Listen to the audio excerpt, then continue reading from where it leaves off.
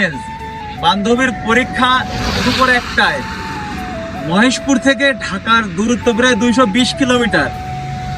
তো সকাল 7টায় আমরা রওনা হয়েছি, এখন পর্যন্ত ফরিদপুরে আছি 10:30 বাজে। 1টায় পরীক্ষা ধরতে হবে। এখন প্রচুর পরিমাণে বৃষ্টি, ভিজতে ভিজতে ভিজতে ভিজতে মানে কি বলবো, মানে এত বাজে অবস্থা। এই যে জীবনের সবচাইতে বড় অভিজ্ঞতার সম্মুখীন হলাম এবারেরই ঢাকা যাত্রায়। মজার ব্যাপার হলো, বান্ধবীর পরীক্ষা ছিল দুপুর 1টায়। ঝিনাইদহের মহেশপুর হতে রওনা হয়েছিলাম সকাল 7টায়, অথচ আমাদের রওনা হওয়ার কথা ছিল ভোর 4টায়। এমন বৃষ্টির খপ্পরে পড়বো সেটা আমরা কোনোভাবেই আশা করিনি।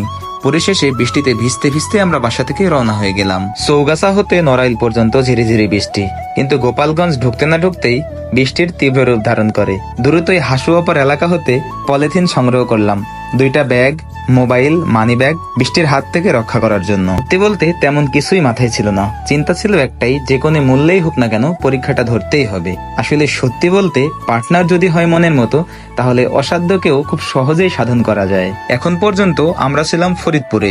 এখানে বৃষ্টি একটু কম হয়, এখানে দাঁড়িয়েই পলিথিন দিয়ে ব্যাগ 2টাকে খুব সুন্দরভাবে বাইকের সাথে বেঁধে নিচ্ছিলাম, যাতে বৃষ্টির পানিতে আমার ব্যাগ 2টা না ভেজে। আপনারা যারা বাইক রাইড করেন তারা হয়তোবা জেনে থাকবেন বৃষ্টির দিনে হাইওয়ে রাস্তাগুলো কতটা বিপজ্জনক হয়। তো বন্ধুরা, বৃষ্টির কারণে কোথাও আমাদের দাঁড়ানোর সুযোগ হয়নি। ফরিদপুরে যেহেতু একটু বৃষ্টি কম, সেজন্য ফরিদপুরেই দাঁড়িয়েছিলাম, ব্যাগ গুছিয়ে আধা ঘন্টা রেস্ট করে তারপরে আমরা ধীরে ধীরে সেখান থেকে রওনা হয়েছিলাম। দুঃখজনক বিষয় হলো, ফরিদপুর থেকে ভাঙা পর্যন্ত পৌঁছাতে পৌঁছাতে আবার মাঝ রাস্তায় তীব্র বৃষ্টির খপ্পরে পড়েছিলাম।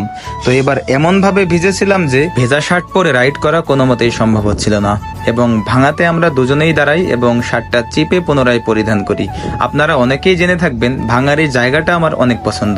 ভাঙাতে আসলেই এই জায়গাতে আমি দাঁড়ানোর চেষ্টা করি। তো সব মিলিয়ে বৃষ্টিতে ভিজে 220 কিলোমিটার পাড়ি দিয়ে পরীক্ষা দিতে যাওয়ার যে গল্পটি আপনাদের সাথে শেয়ার করলাম, এটা আমার সারা জীবনই মনে থাকবে। সর্বশেষ বৃষ্টিতে ভিজতে ভিজতে দুইজনেই পৌঁছে গেলাম ঢাকা।